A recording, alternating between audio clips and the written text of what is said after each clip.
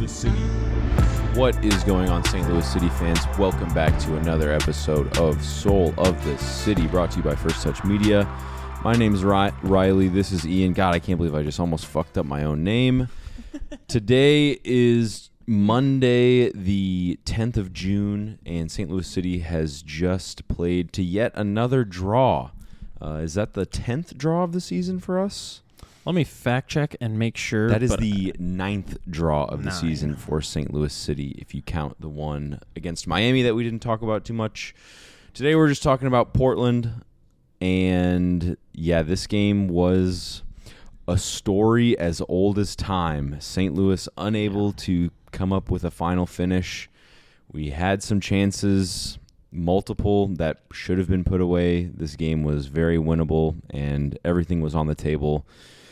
The fortress that we knew as City Park from last season is no longer here. Go ahead, man. No, it's it perfectly epitomizes what our season has kind of become at this point. It's just poor finishing at the end of the day is what is truly holding us back, because especially in these last couple games, we've had kind of the uptick in creative ability, adding Kojima into the midfield, Vasilev kind of sliding out to the right-hand side, getting Lowen back into the squad. Like, before we get too negative on this, like, him being in the team is just such a breath of fresh air. Like, we look so much more dangerous than we did for the entirety of, like, the beginning part of this season when he was out of the team. Like, he adds such a valuable presence in the midfield from a ball-playing perspective that allows our forwards to just kind of go wherever, and he's going to find them. But they can't put the ball in the back of the net, so it doesn't matter. Yeah, it's very true. Lineup-wise, in this match, obviously against Miami, we didn't talk about it. Rasmus Alm went down in the 26th minute of that game. He's got like a 4 to 6 week, I think it's knee injury, so he will be resting for those 6 weeks. So we see Indy Vasilev shift out, and then Jose Kojima comes in to play the 10, which honestly I'm happy with. That kid very obviously wants to make a name for himself, wants to prove to Carnell that he deserves not only to be with the first team, but to be starting for the first team, and not even in, a more reserved midfield role, playing the 10, which has been a notably difficult position for us to figure out for St. Louis City. But those were the only changes from Miami. So it's listed as Lowen playing the 10, but I don't really feel that when I'm watching the game, especially when we're pressing at times. Definitely not. Like, that's why I like Kojima in the midfield, is because he has a speed that we don't see that much in the midfield, and he gives that same kind of effort in the press that we kind of see AZ give, and that's like his best quality, honestly, when he's playing the 10, is that when he's pressing, he is sprinting at people. Mm-hmm. So that's always good to see. Other than that, in terms of the lineup, I'm kind of surprised to see Marcanic still getting the start at left back, but also kind of not, because it's just such a problem child for us in terms of what we have there. Yep. So going into the game, I don't know if I expected us to get a result out of this one. I was definitely hopeful after the Inter Miami game, but I feel like we just constantly play up and down to our competition. Mm-hmm. So it's kind of rough. What did you think when we were going into it? You wanted to win? I mean, obviously, I'm ready to break this rut of form. I'm ready for us to score some goals in front of the City Park crowd. And truthfully, the crowd deserved it. They were on their shit all game, bringing the noise, bringing the energy. They literally broke out. I can't remember the last time I guess we scored against Seattle was the last home goal that we scored. We literally broke out the STL chant to try to remind the players what happens after we score a goal. We just did the STL chant, and it was whole stadium involved. It was very loud, very electric, but I wanted to win, definitely. I was nervous just because Portland really do have a firepower offense. It was great to see that our midfield really did a good job clamping them down. They didn't come to too many great chances. There was one break from Anthony where he plays a back post ball, and whoever their left winger was, I think that is Rodriguez. yeah, couldn't come up with anything. Yeah, it wasn't that good of a ball either. That was pretty early on. Yeah. He like played it way too far out in front of him. Yeah. I thought it was going to be dangerous. Anthony had a lot of space because he's just a pacey winger, and he had some like tricks and stuff. But when it came down to it, he wasn't as impressive as I thought he was going to be. Especially there was the one offsides goal, which I didn't even realize was offsides, where he is 1v1 versus Berkey and passes it into Berkey's leg. Just a horrible finish. And then just like egg in his face because it pings back off Berkey, hits him, and then goes over the goal. That's why I didn't even realize it was offsides. I thought it was just a goal kick. Yeah, I did too. I didn't know it was off. I guess another key moment of the game for us, and we're kind of gonna see a lot of this with Klaus. He had a lot of opportunities in this game, and the first one I'm going to talk about is the disallowed goal, where he's just offsides, and it's a rough positioning, but the press works out. We get the ball back with only two of their defenders back, and Klaus is kind of like sitting in between them. And I think it's their left back. It's either Bravo or Zuparic that, steps up at the last second when Celio, I think, plays the ball through to him. And he, to his credit, finished that one. He slotted that boy home. But it kind of comes to nothing. Yeah, it looked offsides in the stadium. I didn't even celebrate. I just sat there. And people were dapping other people up in the section. I'm like, he's offsides. And then the flag went up. It was really only a half a step, but you'd expect Klaus to just take one little step back, be onside. He's literally in mountains of space in the middle.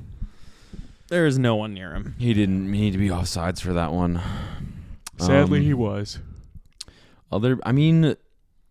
It's really crazy how we're so much better with possession. I feel like not so much that we can score when we have a lot of possession, but I don't feel as concerned about conceding with how we've been able to learn to play with the ball. Yeah. Like playing out of the back, we're very comfortable. I really have no fear about giving up a poorly placed pass from the defense, except Josh Yar did sub on for Joachim Nielsen in this game and played a questionable pass. Obviously, I think Parker and Nielsen are the 1 and 2. I think Parker did it too late on in this one, and we had to, give up a yellow card on some kind of counterattacking opportunity that would have been the result of his poor pass. I kind of agree. Now that Leuven's back, I don't know that I would have had that same sentiment had he still been on the bench, but I think we've got a pretty solid back line other than left back, and we can kind of talk about that because it's sad to see that like European talent that we paid a considerable amount of money for. I don't know exactly how much it was off the top of my head, but the fact that he can't beat out what is a Colorado Rapids reject is truly kind of amazing. Yeah.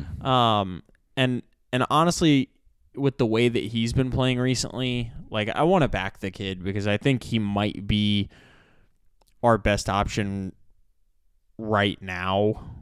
But I do kind of want to see what Akil Watts looks like in a start because when he's had his couple cameos, he's looked pretty good, like very serviceable and not as, I don't know, drama inducing where he's just like coming into challenges way too late and constantly out of position. Mm-hmm. Because that's like, we've seen it on like numerous occasions where not only Paintsel, but other wingers that do not have the talent that Paintsel has have just feasted on whatever, his side is at left back. Bouanga. I mean, in this game, Anthony had like the most space of anyone on the field. Yeah. Like every time they wanted to go on an attack, they could just play it stupid wide to him, and Marcanic is nowhere to be found. Well, and obviously I think overall we're happy with the way Lutz has conducted business.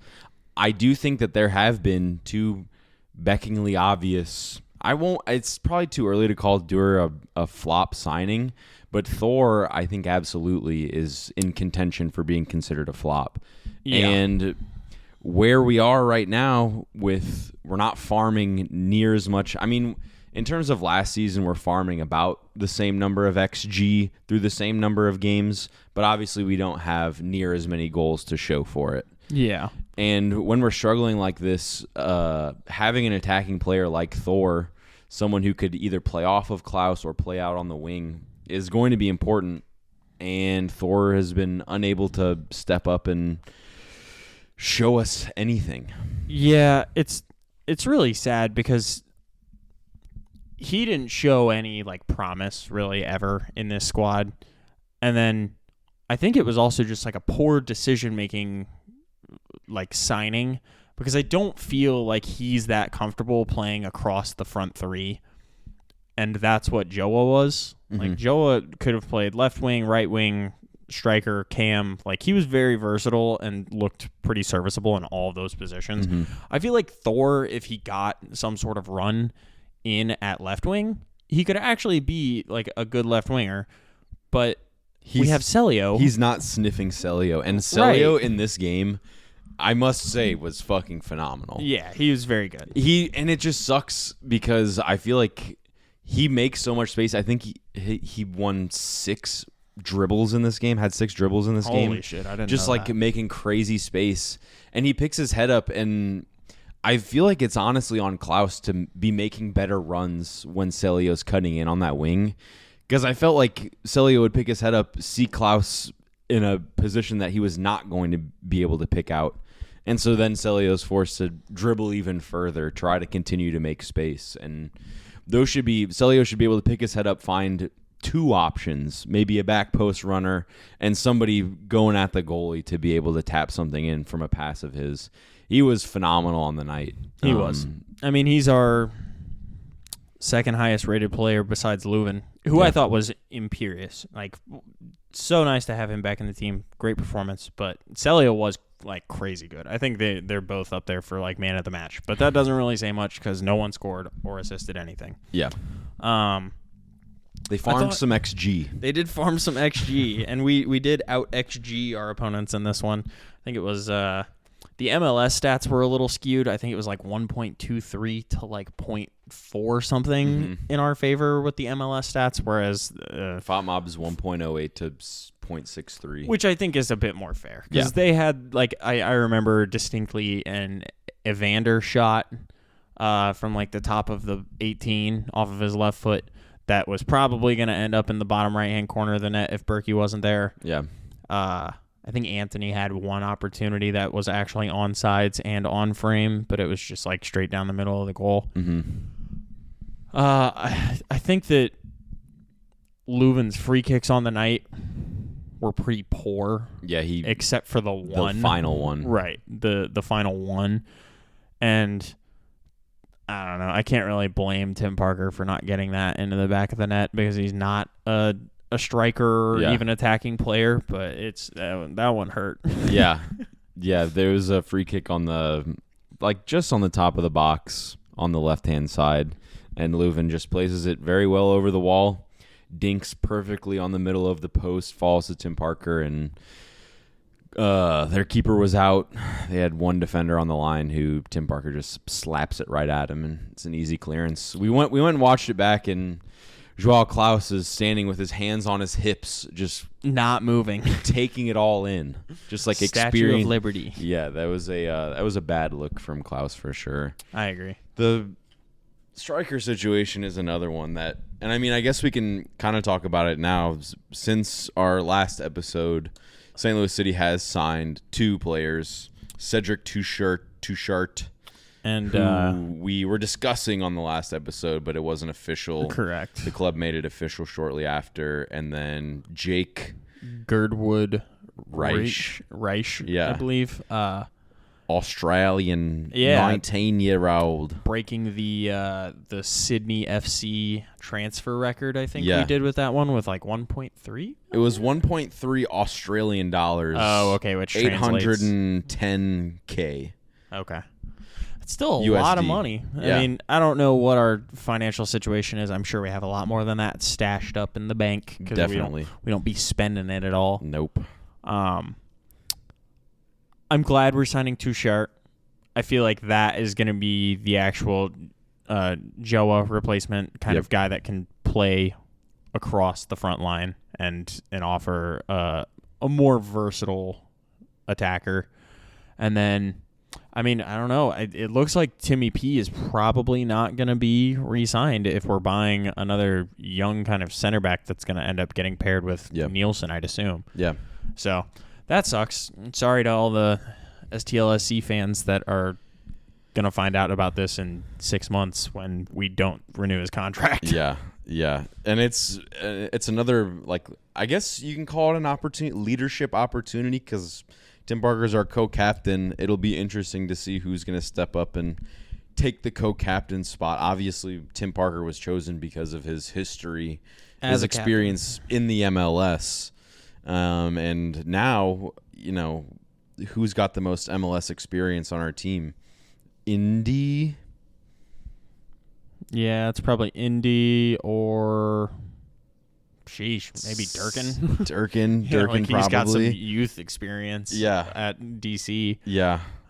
So it'll be interesting to see who's going to come up to be the co-captain, because obviously you kind of need one when your captain is your goalkeeper. You need somebody who's on the field, out there. Outfield. Yeah, definitely. Totally agree. Oh, man. Striker, it just continues to be a problem, and I am excited that Touchard is going to come in. It really sucks that we're going to have to play without him up until probably August. I think he can join the team in July once the transfer window opens, but it's going to be in the middle of Leagues Cup. And if we get great, I mean, I have pretty good expectations for City making it out of our group in Leagues Cup. We're in a group with FC Dallas and FC Juarez, who are like one of the worst Liga MX teams. Okay. So I have decent hopes for us to be able to do something in that tournament, but if we don't, there's going to be a lot of downtime like we saw last season. Fucking Leagues Cup. Fuck you, Don Garber. Fuck the Leagues Cup. Yeah, fuck Leagues Cup. Kind of getting into the second half. I know we already went over the opportunity that Tim had, which is kind of in that second half, but how did you feel about the substitutions? Because I think Nielsen came off because of some sort of injury issue. Okay. It was my guess that he came off because of the yellow card. Oh, the one he got pretty early, like dragging. I mean, dude, my only problem is if you're pulling Nielsen off, like I'm assuming he had some kind of injury flare-up, because there is no brain in America that can look at the soccer field and be like, I don't trust Nielsen to play on a yellow card, but I trust Anthony Marcanic to play on a yellow card. Yeah. And we've let him do that a lot of times, and I'm just going to hope that Carnell made a, smart decision, because Nielsen was injured and Yarrow came in. Yeah. And there were a lot of yellow cards in this one. Yeah, I mean, we got half of our starting lineup. Marcanic and Nielsen both got one right before half in the 47th and 49th minute. Kojima gets one in the 51st. Celio gets one for a completely clean tackle in the 67th minute. Durkin gets one in the 81st minute and looks the referee dead in his eyes and goes, "Do you have a brain?" And then Tomas Totland gets a well-deserved one for dragging somebody down. Yep. Meanwhile, they only got 2 the entire game. And I think they're missing the one on Leuven, because I'm pretty sure Leuven got one on the play where Totland got the challenge. No, they gave that to Felipe Mora for bitching about a card. Really? Yeah, because he was yelling at the ref, like, "Bro, he needs to, give him a card or something." And he gives him a card, and then walks over and gives Totland his card. Yeah. Gotcha. Okay, I missed that completely. Yeah, a lot of yellow cards, and I'm sure the MLS disciplinary board is going to be coming down on us soon with some suspensions. Well, I don't know exactly what the rules are in the MLS for accumulation of yellow cards. I think it's 5 yellows. Okay, and you have then to, it's probably the same across the board. If you get 5, you got to sit out a game. If you get 10, you sit out like another game, maybe 2 games or something like that in a suspension. And then I think it resets at some point. But if you get more than like 10 in a season, that's like we'll need to look at our total disciplinary. Well, I was just saying our totals because I think we're probably leading this some shit. guys are getting close. Yeah. Well, I think in the middle of the game, there was a stat that popped up on the screen that said that we committed the second most fouls in the MLS last year, and Portland had the second most fouls in the MLS committed on them. Oh, so really? they were like the second most fouled team, and we were the second most foulers. Dude, I really felt like while we didn't score, I felt like watching the game, we kind of got away a little bit lucky. Like, Evander really was not on his A game in this one. Yeah. Like you said, like, Anthony also not really up to what we were expecting from him. Mm-hmm. And maybe that's a testament to Nick Marcanic, you know? I don't know about all that, but I just think that, like, I wouldn't say we dominated this. I think we had the better chances. I think we had more chances, and I think that we were overall the better side. But if I had to, like, put money on that game near the end of it for someone to, like, get one, it was not going to be on us because I just have no faith in any of our like players finishing at all. Yeah, and it especially sucks because all of our chances, we are especially this season, all of our attack is coming through the wings all of the time. We never really see anything centrally. And in this game, we have two of our best chances come from like outside of free kick opportunities. Yeah. Our 2 best chances come from central play, come from our striker lurking in between the center backs. It's the Klaus offsides goal, and then it's that one pass that Lowen plays Klaus in, and he can't get a boot on the ball, and it just trickles back, easy goal line clearance. Yeah, that one made me want to hurt myself. Yeah. God, what was the other chance where Klaus is like kind of bearing down on goal from the left-hand side, and he tries to like fake shot like full speed almost, and like kind of like take a dribble outside of the goalie and literally just takes a touch out of bounds. Yeah. Like he is creative. Like when he's on the field, we like make shit happen. He just can't score. Yeah. And it's like demoralizing for the team, I'm sure. There was a stat. This is the dude that needs to do it. Yeah. Oh, definitely. There was a stat. Let me find it real quick. Klaus is actually top 5 in MLS in terms of creative production. Yeah, I don't know what he's stat. It's the top attacking contributors in the MLS.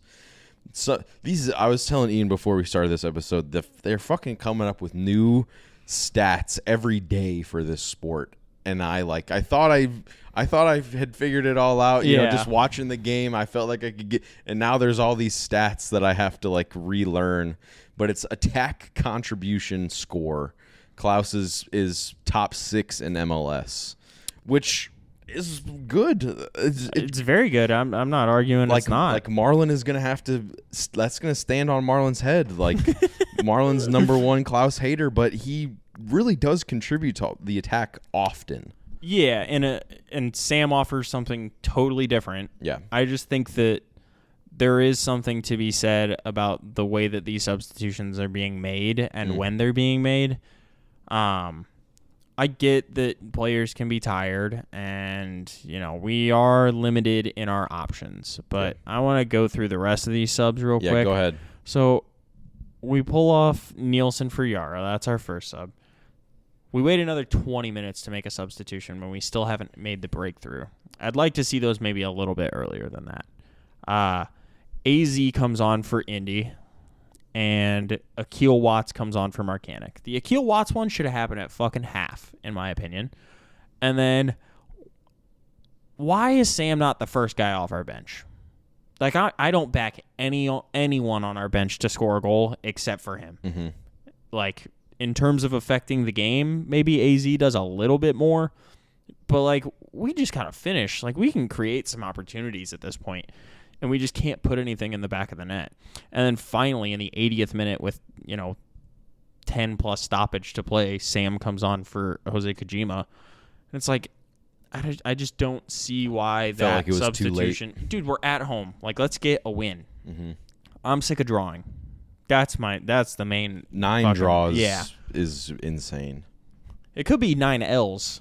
But it could be. That's where Sporting Kansas City's at. But Sporting Kansas City are only 4 points off of us while we're sitting in 11th right now. Because we don't be winning any games. No, we really we just don't. Draw, bro. We really don't. We're tied for the least amount of wins in the Western Conference. It's a 4-way tie. Yeah, man. I agree with you on the substitutions. And like you said, Adeniran is probably the only one who we back to be able to score a goal. The bench options, there's not really a lot there. No, there's not. Maybe with Rasmus Alm healthy, and if he was on the bench, that could be a big sub. But it's difficult to see where the bench is going to create any goals either. Klaus starts all of our games. We've said it before. And he plays like the whole game every time. Like I feel like that's doing him no, good service in terms of like, dude, just pull him off one of these games and put Sam up top and see what happens. Yeah. Just like do it, because him playing the whole game hasn't worked in any of these games. I don't know. We got a result in Miami. That was really cool. Yeah. But we scored. Chris Durkin, banger. Indy Vasilev, good goal. And then who was the third goal scorer? Was it here, I'll look it up. But like, we gotta like spread these goals out a little bit. Like this 0-0 draw could be a 1-0 win, and we could lose to Miami 3-2, and I'd be pretty happy about that. Yeah, yeah, dude. I'm expecting in like these 2 signings that we made. I'm expecting these to just be the beginning, because you have to think we still have to fill we still have to sign somebody for Tomáš Ostrak. We did some research. I can't remember if we talked about it or not. We didn't. There's rules in the MLS to where we can put Tomáš Ostrak on a special list. It's basically the IR for any American football fans, like the injured reserve, where they just get to like they're done for the year because he tore his ACL, right? It's something bad, something like that with his knee. Blew up his knee. Yeah, but we get to take the money that we did allocate towards him off of our salary cap and allocate that exact amount towards another player. We still have to pay that out of pocket. It's not like the team or the MLS like refunds us any money or anything like that. But we still pay Ostrak's salary plus a new player's salary. Right. Yeah, it'll be. So I'm expecting it to still be busy. I think there's still more to come. Lutz has said it himself. He's unhappy with the amount of winning that we've been doing, which it hasn't been a lot. Yeah, I mean, he should be upset. I think that, we were talking earlier about the fact that, like, there's always some new stat. It's a little frustrating for a fan to see how well we did last year, knowing how much we outperformed our XG, because we were talking about how XG is, like, that's a useful statistic. Like you can quantify a chance, turn it into, an amount of goals that you could have had over the course of a season, and then compare that to what you actually did. It's like, okay, we had our finishing boots on this year. And last year, we really had those motherfuckers on. They were strapped tight.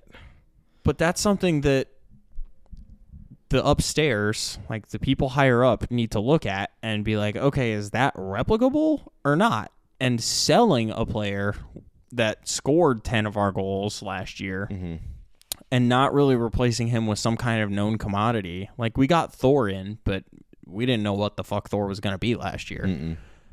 And he's not it. Nope. So I get that we're getting too short in, but it seems a little reactionary rather than proactive. Yep.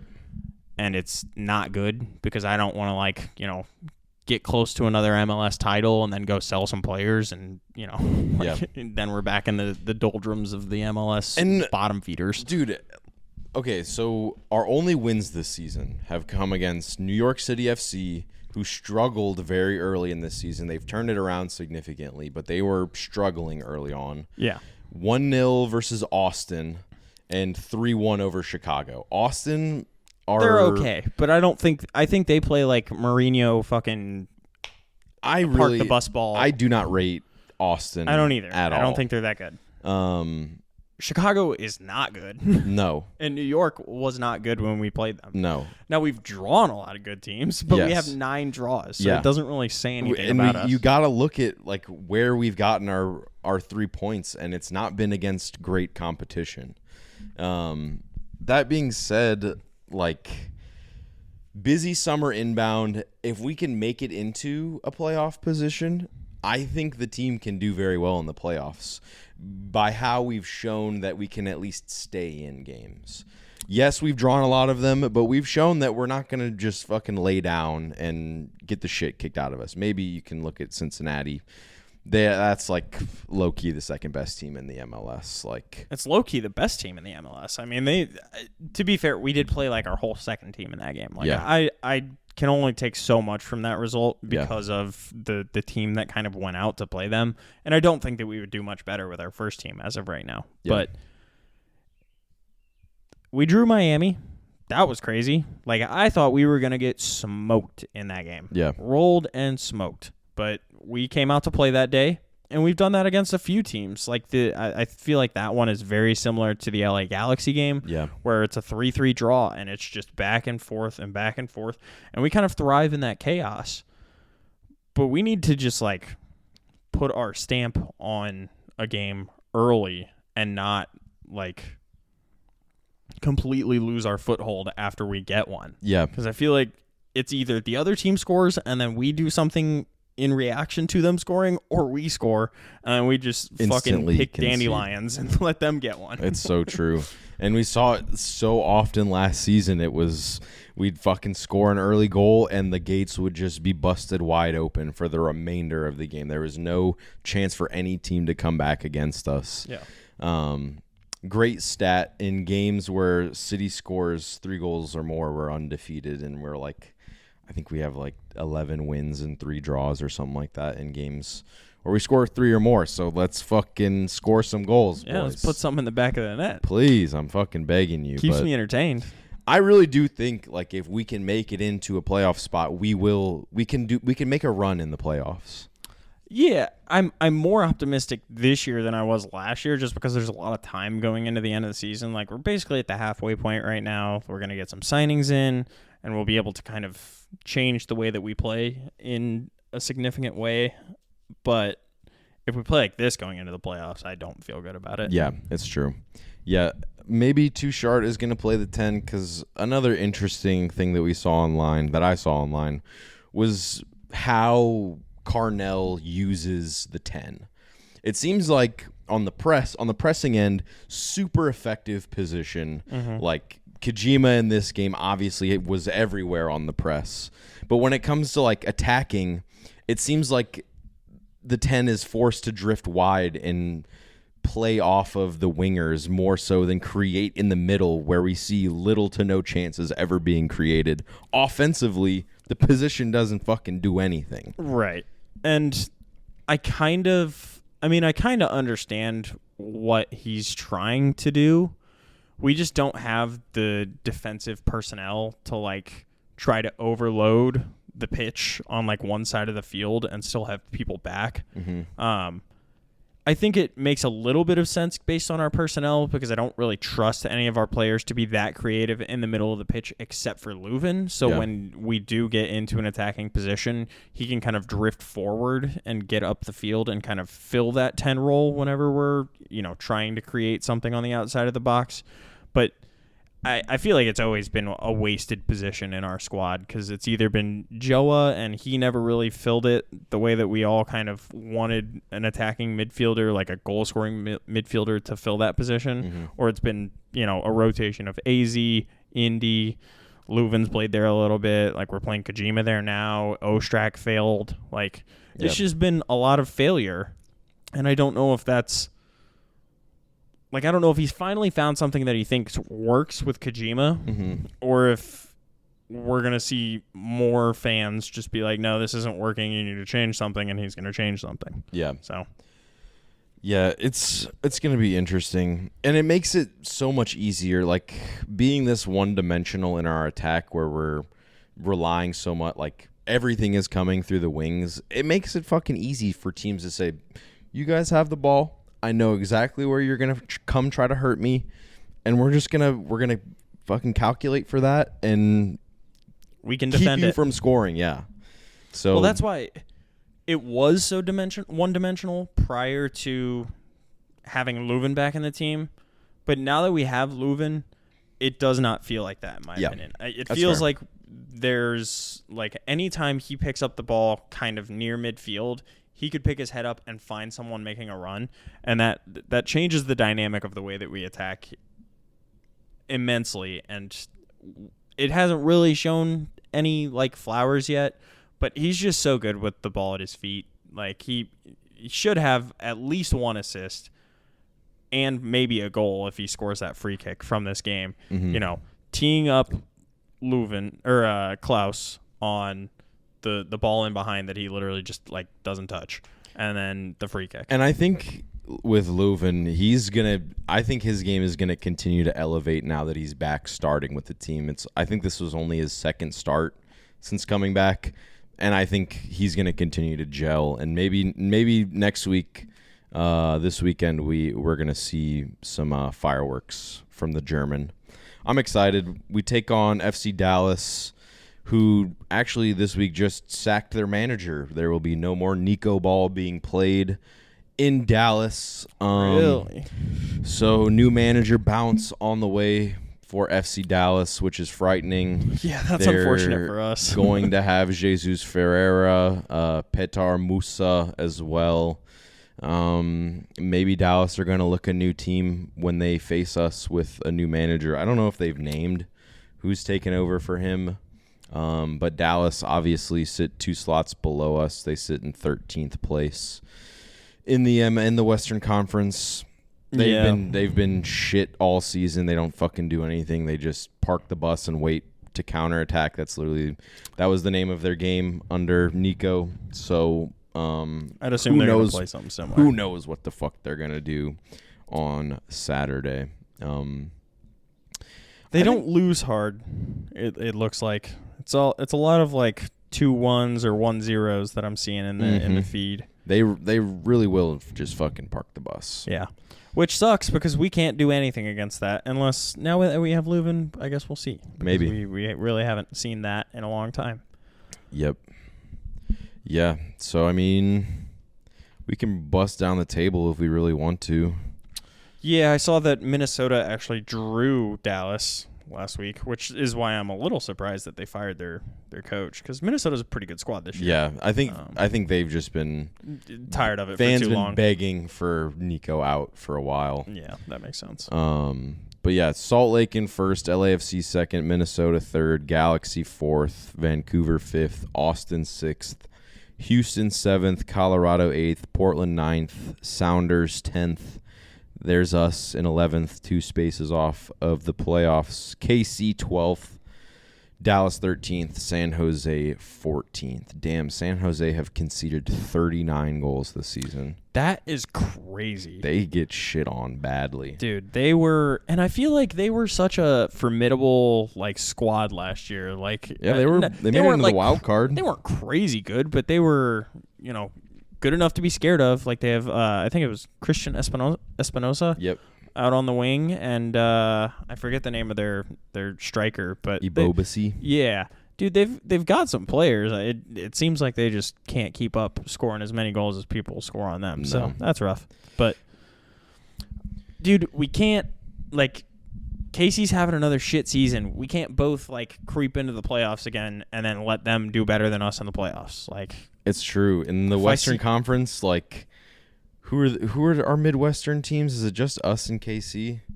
And yeah, it's just us and KC for real. In terms of Midwest? Yeah, in the Western Conference. Minneapolis, Minnesota's. Oh yeah, Minnesota. Yeah. Yeah, I guess Minnesota's hard carrying the Midwest right now. Yeah. We got to fucking step it up, okay? Yeah. I'm tired of Columbus Crew Always in Cincinnati. Why the fuck is soccer so big in Ohio? Okay, soccer's big in Missouri. Yeah. Soccer's big in St. Louis, and we need to fucking represent the Midwest well. Fuck Ohio. Swag like Ohio. Swag like Ohio. Shout out Lil B, the god. The bass god. The bass god. Lil B, the bass god. Do you have anything else? Let's make some more signings. That's about it. Yeah, busy Get a win. summer. Busy summer inbound. Let's dub against Dallas. I really, just based on how the season's gone, I fucking think it's going to be 0-0. Yeah, and that'll make me cry. Dude, when Lowen hit that free kick off the post and then Timmy P kicked it and it almost went in the goal, I took a sip of beer afterwards, and I swear to God, it tasted worse. I was just like, fuck, man. Dude, another one of these. City is killing our taste buds. It's killing our will to live. It's killing my happiness is what it's doing. Let's fucking get a dub. The fans need it badly. Thank you guys for tapping in. Make sure to like, comment, subscribe. Give us your score prediction for FC Dallas. Tell us what you thought of the episode, and we will see you next week. Peace out. Peace. Thank you for watching this episode of Soul of the City, brought to you by First Touch Media and Anchor FM. Make sure to check us out on YouTube at First Touch Media, and all of our socials are at First Touch 314. Thank you for watching.